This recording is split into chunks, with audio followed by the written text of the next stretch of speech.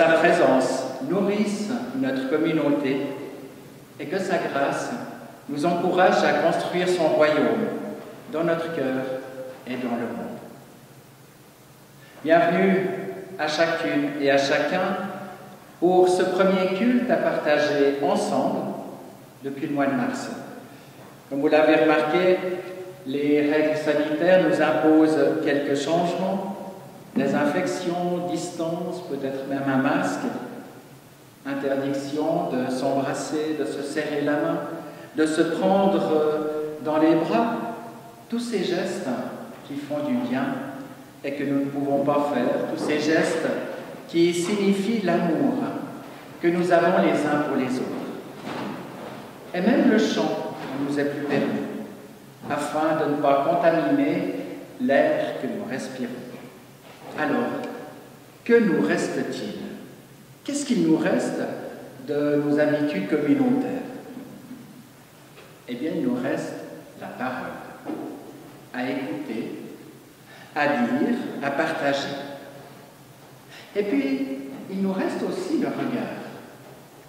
Alors, j'aimerais nous inviter pendant quelques secondes à nous regarder les uns les autres, à nous dire bonjour avec nos yeux, peut-être même par quelques paroles, mais pas trop, justement, pour ne pas contaminer l'air. Mais en tout cas, j'aimerais nous inviter à nous regarder les uns les autres et à voir combien la beauté du Seigneur peut se refléter dans chacun de nos visages.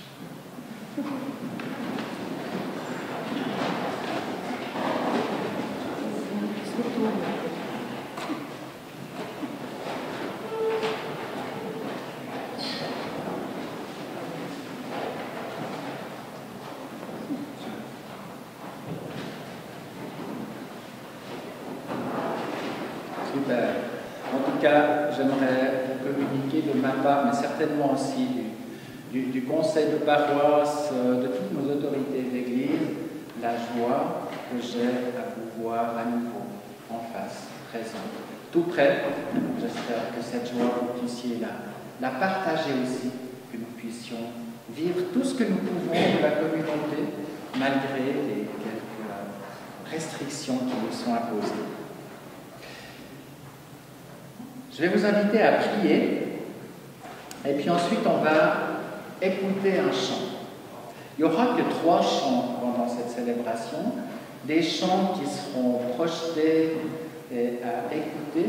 Alors peut-être que vous connaissez ces chants, et que je suis d'accord qu'on a toujours envie de chanter les chants, mais si vous n'avez pas de masque, il vaudrait mieux éviter, puis les chantonner à l'intérieur de soi. Maintenant, si vous avez un masque et que vous arrivez à chanter avec, je vous invite à la prière. Seigneur, toi qui es source de paix, rejoins-nous dans nos vies et nos difficultés pour éclairer nos chemins par ta présence. Ce matin, tu nous accueilles dans ce culte et nous voulons faire place à ton souffle dans nos vies. Aide-nous à mieux te comprendre, à te rechercher et à trouver en toi l'espérance et le réconfort. Viens nous visiter par le souffle de ton Saint-Esprit, qu'il devienne brise légère pour nous permettre de recevoir ta tendresse de Père, qu'il devienne vent chaud pour nous réchauffer de ton amour, mais qu'il devienne aussi tempête pour chasser les nuages de nos pensées. Que ta parole nous soit donnée ce matin comme un chant nouveau, une louange digne et belle venant de cœur droit. Amen.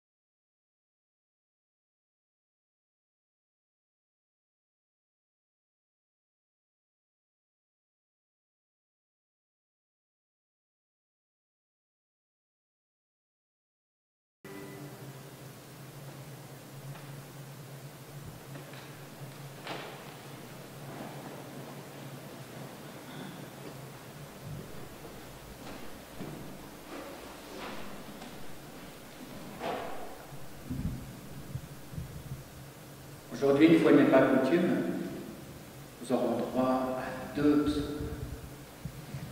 psaumes très courts, mais deux psaumes qui font du bien. Ce sont des chants des montées de David.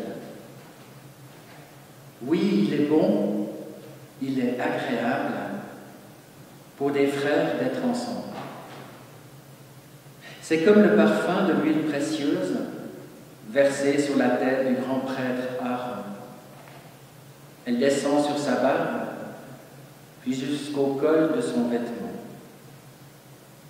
C'est comme la rosée qui descend du mont Hermon sur les montagnes de Sion. Car c'est là, à Sion, que le Seigneur donne sa bénédiction, la vie, pour toujours. Oui, bénissez le Seigneur, vous tous qui le servez, qui vous tenez dans sa maison pendant les heures de la nuit. Élevez vos mains vers le lieu saint. Bénissez le Seigneur.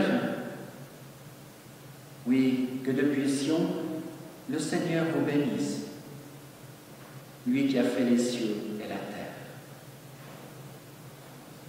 Prions. Seigneur, nous savons bien que sans ta grâce et sans ta vie en nous, nous sommes bien peu capables de vivre ne serait-ce qu'une partie de la radicalité de ton commandement. Alors Seigneur, nous voici devant toi avec toutes les limites de notre foi et de notre amour. Voici devant toi avec ce que nous appelons notre péché, qui nous sépare et de toi et des autres. Nous voici devant toi dans toute notre faiblesse et conscients de tous nos manques. Ces manques et ces fragilités, ces errances et ces incapacités. Nous voulons te les déposer simplement au pied de ta croix, afin que tu nous accueilles tels que nous sommes. Amen. Les paroles de pardon, nous les trouvons dans l'évangile de Matthieu au chapitre 13. Le royaume des cieux est semblable à un grain de moutarde qu'un homme a pris et semé dans son champ. C'est la plus petite de toutes les semences, mais quand elle a poussé, c'est la plus grande des plantes. Elle devient un arbre, et les oiseaux du ciel viennent habiter dans ses branches. Que la plus petite des semences de l'Évangile puisse donner naissance à un arbre capable d'abriter tous les oiseaux du ciel. Voilà pour nous la bonne nouvelle de Jésus-Christ. Le Seigneur plante son royaume dans l'humus de notre vie. Il pardonne notre péché. Que son pardon fasse germer dans notre terre la semence de son royaume et qu'il produise du fruit 30 fois, 60 fois, 100 fois et même au-delà de tout ce que nous pouvons imaginer.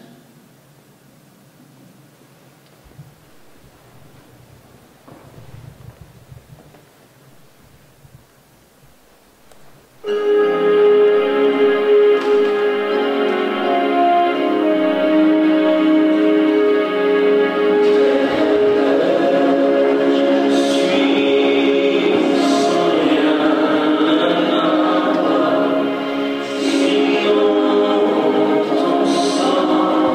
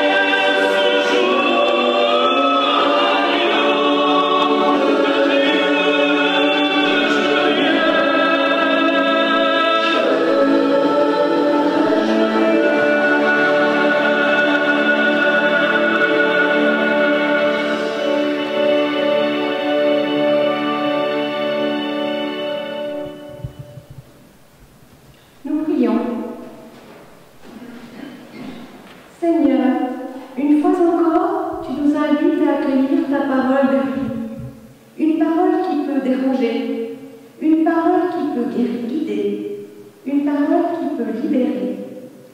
Tu sais combien il est difficile de faire place à l'Évangile dans notre quotidien, de laisser ta lumière nous diriger et de faire place à ta paix dans nos attitudes. C'est pourquoi nous te prions de nous aider à vivre et à tenir bon dans les tensions du monde. Fais résonner en nous le sens profond de ta parole et délivre-nous des interprétations tentatrices. Envoie sur nous le souffle de ton Saint-Esprit qui nous inspire selon ton cœur et nous guide dans le discernement et la confiance. Que ces textes nous nourrissent et nous fortifient et nous permettent de mettre du sens dans nos interrogations de chaque jour. Amen.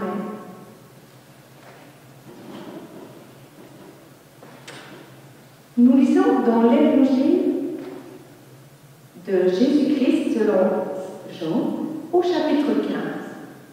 Jésus est la vraie vigne. Je suis le vrai cep et mon Père est le vigneron. Tout sarment qui est en moi et qui ne porte pas de fruit, il le retranche. Et tout sarment qui porte du fruit, il l'émonde, afin qu'il porte encore plus de fruits. Déjà vous êtes purs à cause de la parole que je vous ai annoncée. Demeurez en moi et je demeurerai en vous. Comme le sarment ne peut de lui-même porter du fruit s'il ne demeure attaché au cep, ainsi vous ne pouvez non plus si vous ne demeurez pas en moi. Je suis le cep, vous êtes les sarments. Celui qui demeure en moi et en qui je demeure porte beaucoup de fruits, car sans moi, vous ne pouvez rien faire.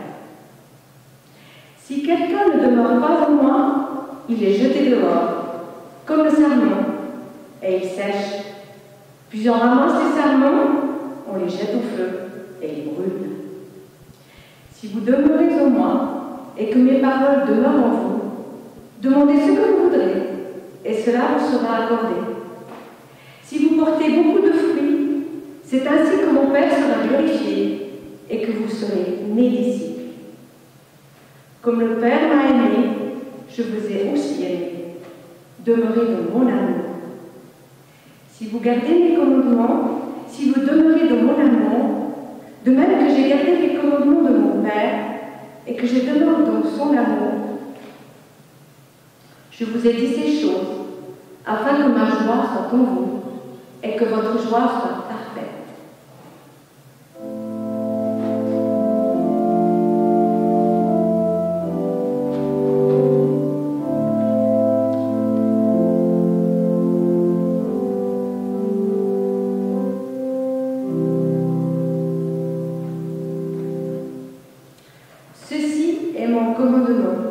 Aimez-vous les uns les autres comme je vous ai aimés.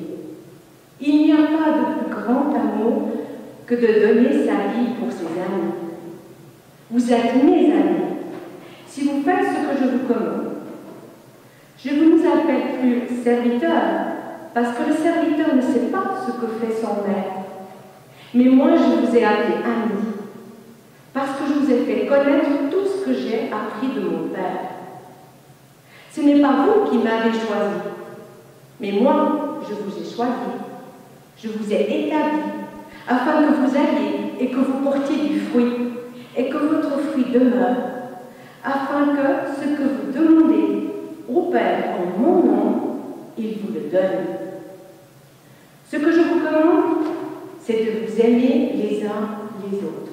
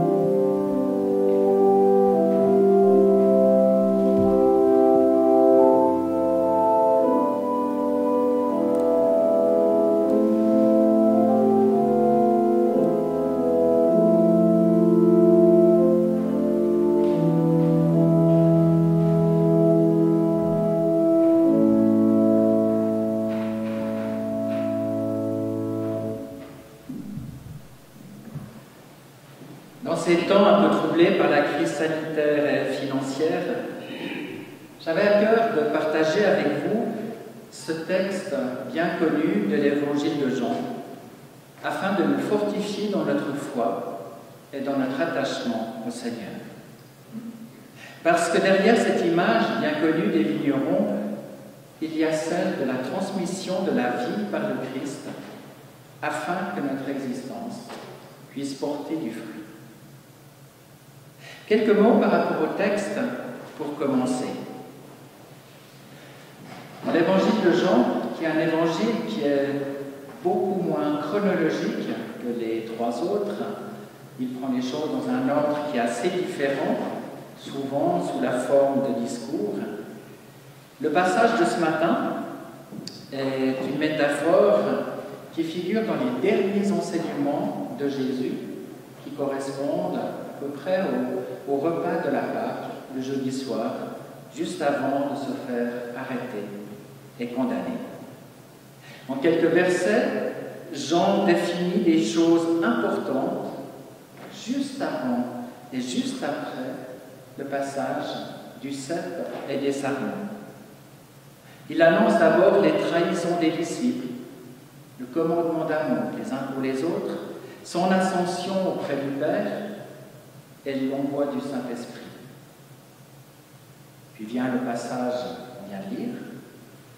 Et enfin, après ce passage, il termine par un encouragement à garder la foi, à recevoir le souffle de l'Esprit et à le partager au monde, avant que Jésus prie encore pour tous qu'il nous remette dans la main de Dieu avant d'être arrêté. Cette parabole, c'est donc l'histoire de l'aujourd'hui, du maintenant, ce qui sépare l'avant de l'après, ce qui sépare le temps du Jésus terrestre et le temps avec le ressuscité. Or, dans le présent, dans la parabole qu'on a entendue, Jésus explique son rôle dans notre histoire. Il est celui qui transmet la sève de la vie, l'énergie, toute la nourriture nécessaire à notre spiritualité. On va essayer de comprendre le sens de l'image qu'il nous en donne. Il y a tout d'abord le Dieu créateur, ce vigneron qui a préparé le sol de sa vigne et qui y a mis tous les éléments nécessaires, en particulier l'eau et les sels minéraux, pour que le terrain puisse être fertile. Ensuite, il y a Jésus. C'est le cep de la vigne, la base qui va transmettre tous les éléments nutritifs du sol jusqu'à la plante. En fait, il est le seul et indispensable lien entre la création et nous. Et puis enfin, il y a les sarments, c'est-à-dire tous les humains qui sont les tiges qui partent du cep, mais aussi de manière plus personnelle, tout ce qui nous habite nous-mêmes à l'intérieur, nos qualités comme nos défauts. Là, peut-être, pour commencer à poindre quelques petites choses dans le message d'aujourd'hui. Parce que le travail du vigneron, une fois la terre préparée, est essentiellement tourné vers les sarments, porteurs de fruits. Tout d'abord la taille, puis les feuillages et les traitements contre les maladies. La taille, elle sert à canaliser le flot de sel nourricière pour nourrir que ce qui peut porter du fruit. On taille les branches sèches, les gourmands, et toutes les extensions qui sont inutiles. Car, malheureusement, la vigne, elle se sert d'abord pour elle-même, afin de grandir, de faire grandir cette plante. Problème, plus elle est grande, plus elle s'est étendue, moins il y a de fruits. Nous aussi, lorsque nous prenons trop d'ampleur à notre personne, lorsque nous avons trop d'ego, trop d'orgueil, nous n'arrivons plus à porter des fruits. Seulement Dieu nous appelle quand même à et apporter du fruit pour les autres. Ce fruit, c'est l'amour qui prend sa force directement en puisant au cep qui lui-même puise dans le sol, qui lui-même est entretenu par le Dieu céleste, le vigneron. L'amour du vigneron divin passe donc au travers de Jésus, puis ensuite au travers de nous, pour que ce fruit puisse être gorgé de soleil, pour qu'il soit beau, qu'il soit bon, qu'il soit doux pour les autres. Parce qu'en fait, le fruit, il ne sert à rien pour l'arbre lui-même. Il nourrit les autres, il permet à la vie de continuer, de prospérer, même lorsqu'il ne sera plus là. Mais pour lui-même, il ne sert à rien.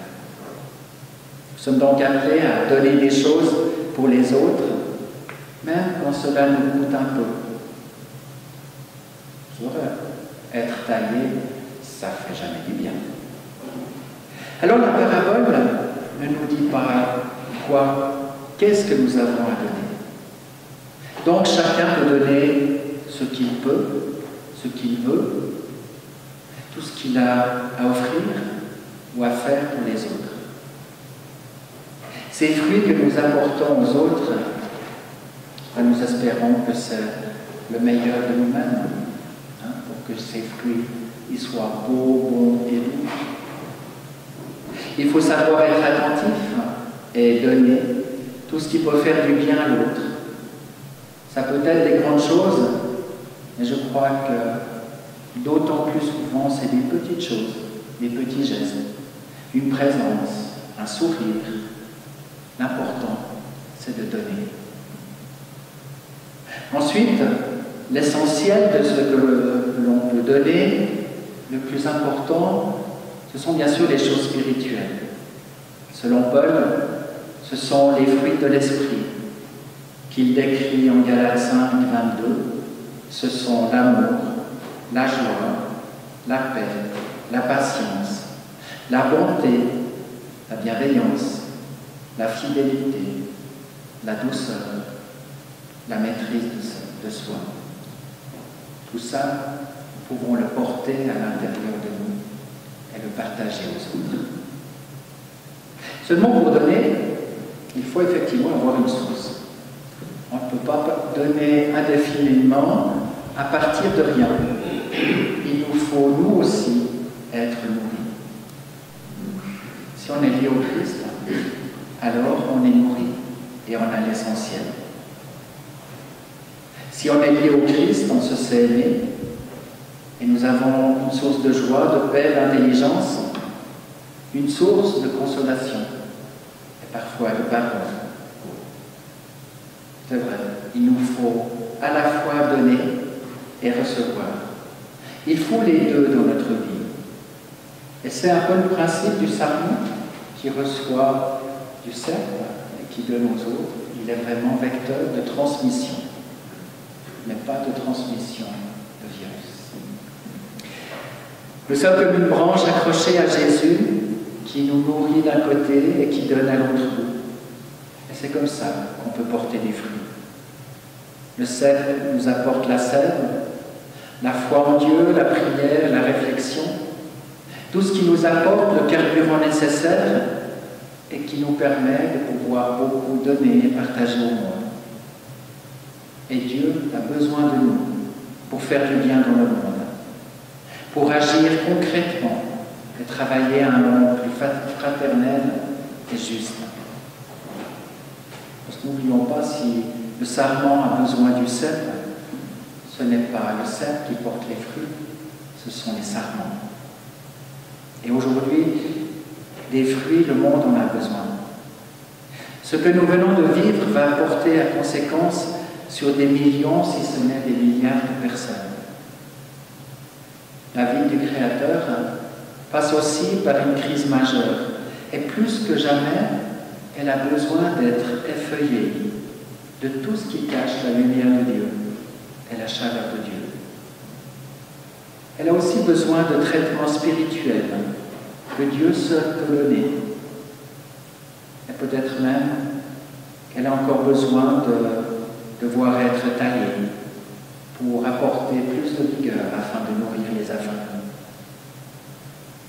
Chacune et chacun, nous sommes appelés à renforcer notre lien avec Jésus pour être nourris de sa sève de vie, pour que notre fruit soit beau et désirable pour celui ou celle qui a faim de vie et de justice. Aimez-vous les uns les autres comme je vous ai aimés, nous dit le Christ.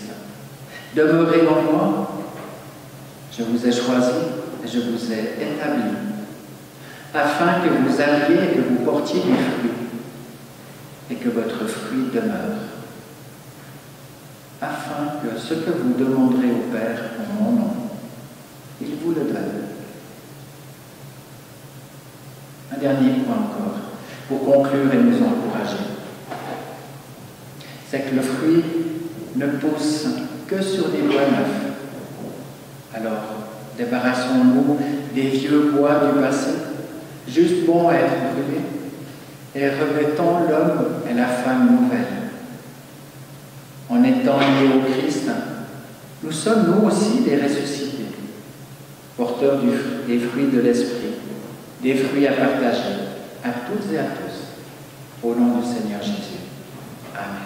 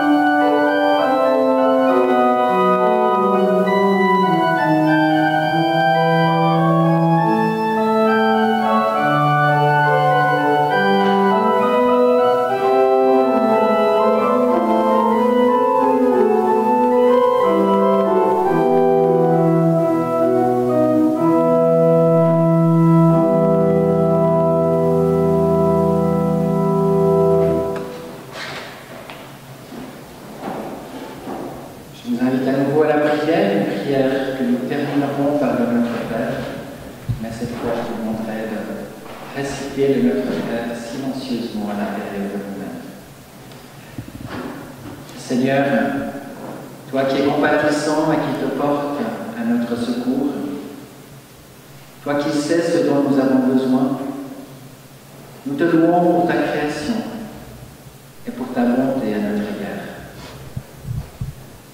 Guéris-nous de notre égoïsme et de nos peurs, pour qu'ensemble nous percevions plus clairement ta voix dans le silence des pauvres et des souffrants. Te prions pour ton Église répandue dans le monde et chargée de partager l'Évangile en actes et en paroles. Insuffle en nous le désir de travailler sans relâche dans l'unité et que rien ne vienne étouffer cette fraternité que Christ a annoncée. De même qu'il n'a pas cherché à être le plus grand, mais qu'il s'est dépouillé de lui-même, accorde-nous de recevoir la simplicité et la générosité, l'amour et la paix, pour nourrir notre pleine communion. Rends-nous attentifs aux besoins des autres, comme de nous-mêmes, et fais-nous briller comme des enfants de lumière. Donnez-nous le courage de soutenir toutes celles et ceux qui font entendre en ton nom la voix des sans-voix. Qu'un réel engagement pour toi et les autres soulage de la détresse et de la solitude là où sévit la mort et le désespoir. C'est pourquoi nous te prions pour toutes celles et ceux qui traversent épreuves et souffrances, en particulier les familles des victimes de la crise sanitaire et économique, notamment les réfugiés enfermés dans des camps, les prisonniers, les malades, les accidentés, les habitants des bidonvilles, les personnes abandonnées sans ressources, ou les personnes en quarantaine forcée. Et puis nous voulons te prier aussi pour toutes celles et ceux qui nous sont proches, nos familles, voisins, amis et collègues. Nous les remettons entre tes mains. Garde-les sous ta bénédiction et aide-les à trouver ou à garder le chemin qui mène auprès de toi. C'est avec foi et espérance que nous pouvons te redire en notre âme et pensée cette prière que Jésus nous a apprise. Notre Père qui es aux cieux, que ton nom soit sanctifié, que ton règne vienne, que ta volonté soit faite sur la terre comme au ciel. Donne-nous aujourd'hui notre pain de ce jour. Pardonne-nous nos offenses, comme nous pardonnons aussi à ceux qui nous ont offensés. Et ne nous laisse pas entrer en tentation, mais délivre-nous du mal. Car c'est à toi qu'appartiennent le règne, la puissance et la gloire, au siècle des siècles. Amen.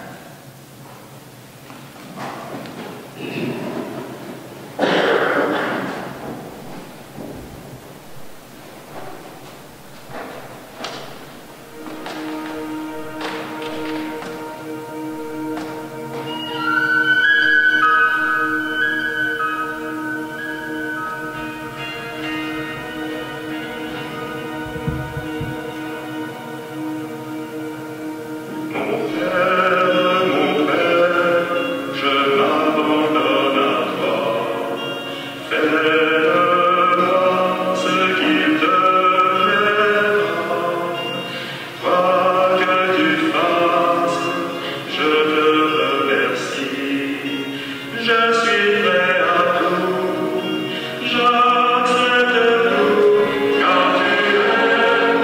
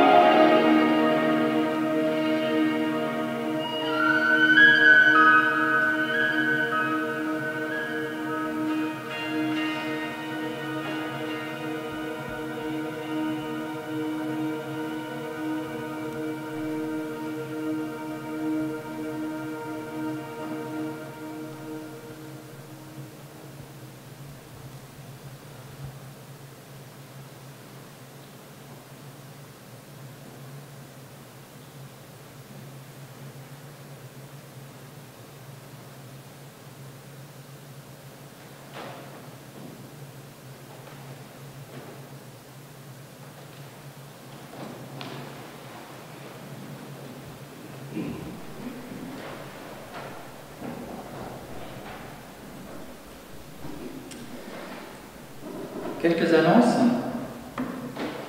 D'abord, dimanche prochain, le 14 juin, ce sera à nouveau un culte diffusé sur la chaîne internet de la paroisse, sur YouTube. Et vous pouvez trouver le lien pour y accéder à partir de notre site internet. Le 21 juin, ce sera à nouveau ici, à Forel, et le 28 à nouveau à Savigny, sur internet, pour permettre en fait à celles et ceux qui pourraient venir dans nos murs avec les autres, de pouvoir quand même recevoir les cultes. À partir du mois de juillet, on va normalement vers des cultes en présence généralisés. Ce sera l'occasion pour tout l'été de vivre une série de cultes consacrés au repas dans la nuit. Vous aurez le programme tout prochainement. Alors, malheureusement, en fait, on ne peut même pas vous distribuer des flyers pour vous annoncer ça. Donc, vous aurez des petites affichettes à l'entrée des temples qui vous annonceront cela, ou bien alors de nouveau à partir du site internet. J'aimerais encore vous rappeler l'existence d'une lettre de nouvelles paroissiale qui peut vous être envoyée sur votre email. Pour cela, il faut aller à nouveau sur le site et vous inscrire à cette lettre de nouvelles. Vous voyez, avec cette épidémie, eh bien, nous avons basculé pour un bout dans le monde du numérique. Alors, on va essayer autant que possible d'entendre avec le conseil de paroisse et Benjamin de pouvoir vous offrir un petit peu des deux, en espérant que vous serez aussi bien servis que possible. Dans les activités de l'été, on va continuer à tourner un petit peu au ralenti. La vraie rentrée de toutes les activités se fera probablement au mois de septembre. Mais il y aura quand même une ou deux petites choses pour meubler, peut-être pas la solitude, mais enfin meubler un peu le temps. Tout d'abord, le cinéma open air, qui aura lieu comme d'habitude à côté du temple de Savigny. 4 séances au mois d'août. Peut-être, mais on n'en a pas encore confirmation, l'amitié à la tour de Bourse. Non? D'accord, alors comme ça c'est net et clair. Ok, très bien. Ensuite, si la météo le permet, parce que là ce sera important, il y aura le culte patriotique à la Planine. Mais effectivement, il pourra se faire uniquement en cas de beau temps, parce que c'est le seul moyen de pouvoir assurer la distance nécessaire. Et puis, petite différence par rapport aux années précédentes, c'est que même si on va ouvrir le grill pour que vous puissiez griller petites saucisses et autres délicatesses, en même temps, on va demander à chacun de pouvoir apporter son propre pique-nique. On ne va pas pouvoir faire le gigantesque buffet canadien comme les autres années. Ce sera beaucoup plus individuel, mais nous serons tous ensemble à l'extérieur. En cas de mauvais temps, ça se fera dans le temple de Savigny. Vous pourrez téléphoner en fait dès le samedi à mon numéro pour savoir où ça se passe, si le temps est incertain. Voilà, est-ce qu'il y aurait encore d'autres annonces à faire, ou alors peut-être même des remarques, des questions sur ce qui est en train de se passer au niveau paroissial à l'heure actuelle? Je vous ouvre la parole, n'hésitez pas.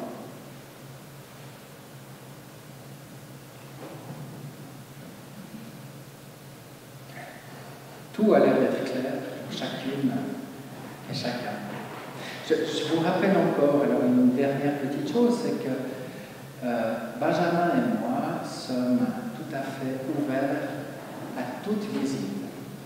Mais permettez-moi de vous demander de nous en avertir. On est tout content de faire des visites, mais les choses se passent très différemment quand il y a un téléphonat. C'est-à-dire qu'on a du plaisir à vous voir, mais cela permet aussi d'être sûr de n'oublier personne qui aura besoin d'une visite. La paroisse est grande, c'est sûr qu'on ne peut pas visiter tout le monde, mais par contre, on peut visiter toutes celles et ceux qui le demandent. Alors n'hésitez pas, hein, que ce soit pour un entretien joyeux ou parce que vous êtes dans une peine ou autre, on est là pour vous. Donc, prenez. Voilà, j'ai terminé avec les annonces. J'aimerais vous inviter encore. Ah non, dernière annonce. L'offrande ne pouvant se faire dans les bons, Suzy se tiendra à la porte avec une aumônière, puis vous pourrez déposer ce que vous voudrez pour la paroisse dans le panier. Et je vous invite maintenant à vous lever pour entendre les paroles de bénédiction et entendre la dernière pièce d'or.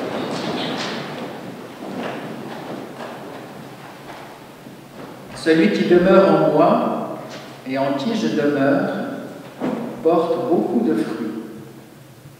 Ouvrons-lui la porte de notre cœur et de notre âme afin d'être une des demeures du Christ.